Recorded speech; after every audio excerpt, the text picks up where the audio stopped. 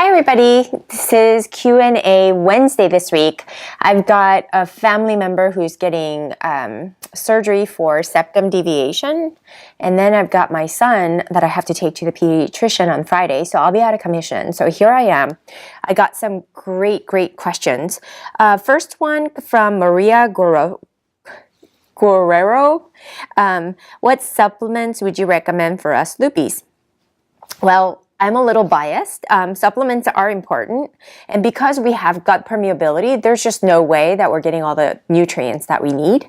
And if you know what I know about the detox pathways in our bodies, what our bodies need as far as the nutrients are concerned, you'd be very vigilant about taking the supplements.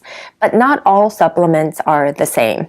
I used to be that girl who used to be very cheap, and I used to get my supplements from Costco because at that time I didn't know any better and I didn't care to know any better. To me, I frowned upon the supplement industry and I was just covering all the bases.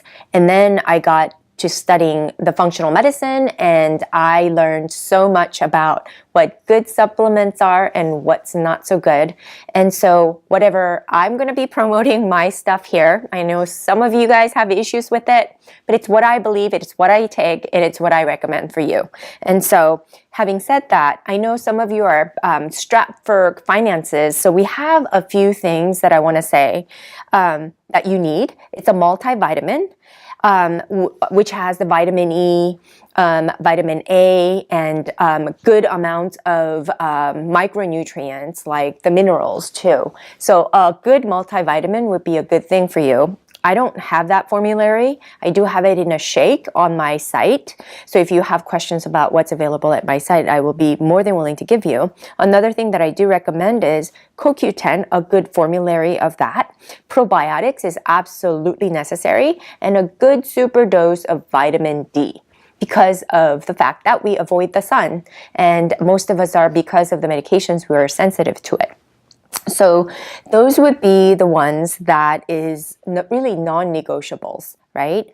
Outside of that, I've been mentioning a lot about different phases of lupus, and I think there's different supplement needs for different phases, no matter what.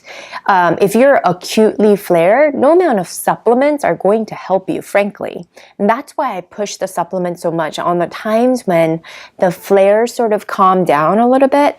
That's when you want to be restoring yourself so you never go down further and have another flare. Because every flare is taking a piece out of your body, and it takes a toll. And so your whole goal in being in this group is to really boost up your immune system and overall health of your body so that you can fight through such, devastating effects of the medications as well as the flares.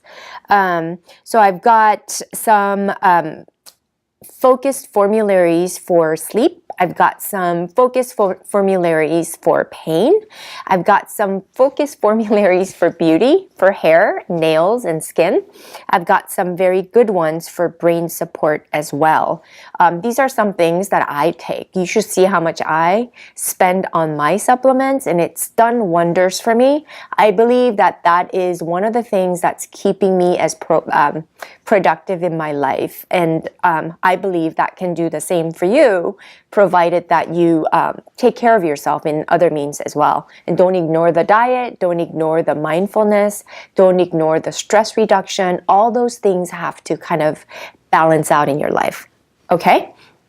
So all the links will be provided. I've got two different ones. I've got lupuspharmacy.com. That's my personal brand of supplements that I promote and sell actively, but those are the things that I take on a regular basis. And then I've got a dispensary where I've got a host of other supplements that I have, and that's categorically organized in such a way where you can kind of shop for different prices. So I've got two different versions of my dispensary. I like the one, the label that I carry. It's the top of the line, but there is another dispensary that I do offer. I'll make sure that Leslie posts it in this feed, both links. My site, you can just buy off of my site, but the other dispensary, you're going to have to create a login and kind of peruse all the supplements by category on your own. But if you have questions, please feel free to again ask me in this post feed. Second question comes from Cynthia Hildreth. Do you think it's a good idea to cut back or stop taking meds that are prescribed by your doctors? Where do you stand on the meds versus CBD oils? First of all, I never want you to stop all meds. You need a good rheumatologist to hold your hand through this process. I don't know what your lupus is kind of on the level of the phases, and if it's acute or if you're having flares, you need to be monitored by a rheumatologist. Having said that, talking about the CBD oil, there's a lot of discussions around our group, and some of you were trying to be an affiliate and providing affiliate links. That's all fine, and I'm not trying to be dictating anything like that, but I wanted to research a company, and because of so many inquiries coming from all over the world asking me about that, I've gone and taken the time, extensive research, to find out a little bit more of the scientific basis for this. And up to now, I honestly totally disregarded CBD oils because of its ties to marijuana. I just kind of frowned upon it and was a little bit of a snob about it. But come to find out, it can be a game changer because we have I'm going to mess up saying this. Endocannabinoid system in our body, where it's the most prevalent receptors of our cells. They exist. And not only do they exist, but they work in a way where it downregulates the inflammatory processes and it upregulates the anti-inflammatory processes. And this is all physiologically driven, and it helps to keep our body in a homeostatic status, which means that's the optimal way you want our bodies to be, because any medication that you take, you're going to have unintended consequences. So what happens is in medicine, they give you another pill to counter-effect one medicine and then another pill to kind of counter-effect the overall damage that does to your overall system. So it really works like that because it's not physiologic, it's not natural, everything is chemically driven, right? And so we never reach optimal health and we never reach homeostasis, even if we are taking medications to sort of keep the flare under control. It never gets better than that, right? That homeostasis is skewed in such a way where the health is declining, but the symptoms are stable. You can't really say that that's really healthy, right? I hope you understand, but I did blog about it this week, so you'll see the feed that Chris is going to be sharing with you later on. So, on the topic of, let me see if I kind of said everything I wanted to say. So I've researched and I came across this nanotechnology, and I found this company that's out of Colorado, and this scientist who's a biochemistry engineer came up with this nanotechnology, and you can't sell it unless you're a provider. And so I applied through the process because many of you have been asking, especially Phyllis, hi. And so I did go through the painstaking process of obtaining the ability to sell it out of my e-commerce store. So I'll have that available. You can feel free to purchase it. I talked to them. It's in high demand. It's supposed to do wondrous things. I'm going to be taking it. I'm going to place my mom, my dad, as well as my 10-year-old son for his ADD problem. So it's got multifaceted benefits, and I am pretty excited about it. But Cynthia, no matter what, you don't want to stop the medication cold turkey.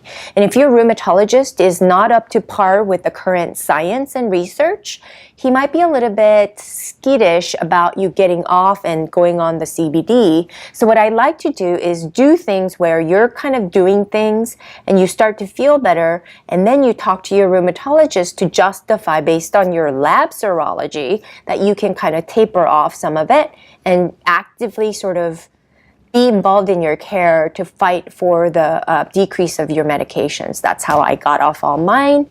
I never manage my own medications, but I do it with a close encounter. But it's sort of a negotiation between you and your doctor. You better know what you're talking about. And your rheumatologist, it helps if they're a little bit more in tune with the current technology and the advancements in medicine. This is cutting edge science. Super excited about it. I'll share everything as I take them and see how I feel as well. The last question comes from, hold on, I lost my place. April. Hatchet asks, what do you know about helping sciatic pain? I have SLE and fibromyalgia and lupus nephritis. A lot of my pain is in my hips and low back, and the pain from my sciatica nerve is so much worse. It will shoot down the legs and up the back. Even in my sleep, the pain can jerk me awake. Is this a chronic issue, or is this something that I just deal with? Well, I've had a bout of low back pain as well, and I've been treating patients here in my clinic, and I've been a clinician for over 19 years. What I can tell you, the reason why I went into functional medicine is if there is a systemic inflammation, our biochemical processes can trigger a lot of the inflammatory cytokines. It's produced in our body so much so that our pain receptors, they're on like the highest guard. So coming off this topic of CBD oil, I think it might be a great idea for you to get on the CBD oil as well and check to see if you can kind of calm your nervous system and then the receptors by having the CBD oils to be able to bind and affect the change genetically in a very positive way to have an anti-inflammatory effect in our body. Only the positive things can happen from the CBD oil, and it's very forgiving with the dosaging. So with the dosaging, I want to be very specific about it. So please kind of follow up with my blog. That's going to be going out probably tomorrow if you're on my email list. And it'll be shared on Friday. Coming back to the low back pain, the sciatic pain, the nervous system is kind of the nerve roots are kind of wrapped around by myelin sheaths.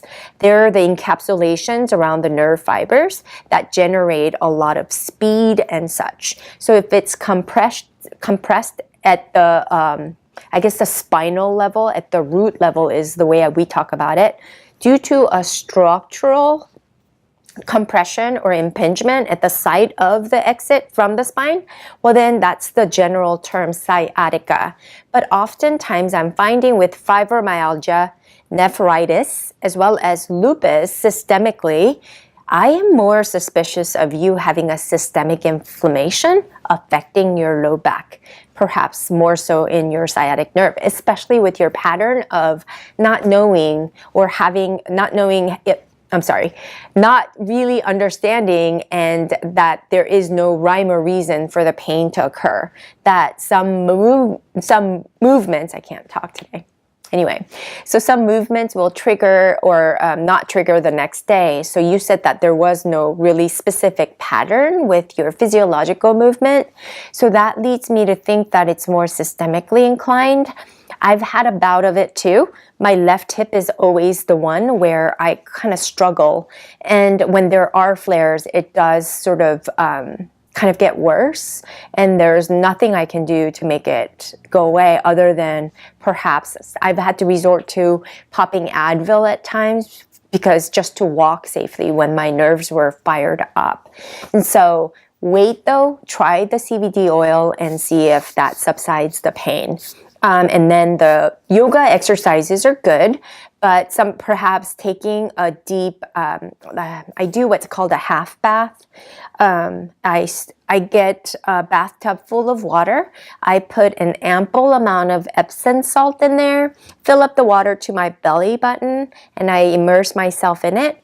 And get the temperature of the water as hot as you can. So then you're gonna feel this heat coming up and you're gonna start to sweat a little bit. And that's really helped me when I had issues, especially it's called radiating pain, right? It's a neuropathic symptom from your nerve nerve fibers being so flared up or inflamed, if you will. So that can be a way to holistically treat it.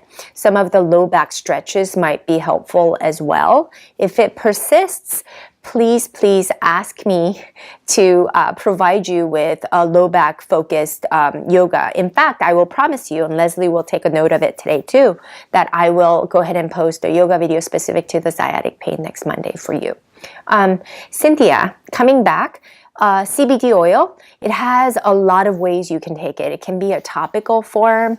It can be a sublingual form, which is the one that I will have available. A lot of people have the oil form, but my sublingual form is going to be so potent, and it's going to be sort of taking an IV of this sublingual or IV of this CBD oil. It's going to go right to your bloodstream. That's why I'm so excited about partnering with this scientific group. As well, as far as like smoking marijuana, it does have CBD components in marijuana, and that's why there's a lot of states now making that legal.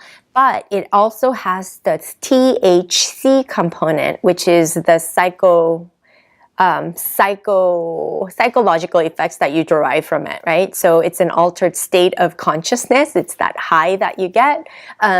I can't risk my license. I can't risk being high during the day for no reason at all, and I'm not into that, so I don't advocate it. CBD oil is supposed to have the good physiological effects, decreasing the inflammation so potently that you'll be able to function. So I can't really tell you how excited I am. So I have you guys to thank, because you guys are the ones who's been pushing me to kind of get information. So Phyllis, I know you're watching this too. We're going to have it available on my site, lupuspharmacy.com. It is back ordered, but if you do submit your order, we'll guarantee the delivery, but it might not be until after the holidays, so keep that in mind. But I will have those available to you. What's good about it is I give you the specific dosing as well on the bottle, so it's going to be really helpful. So I stand by that product. I'm so confident that you will too. I'm super excited to try it as well. So until next week, I will see you later.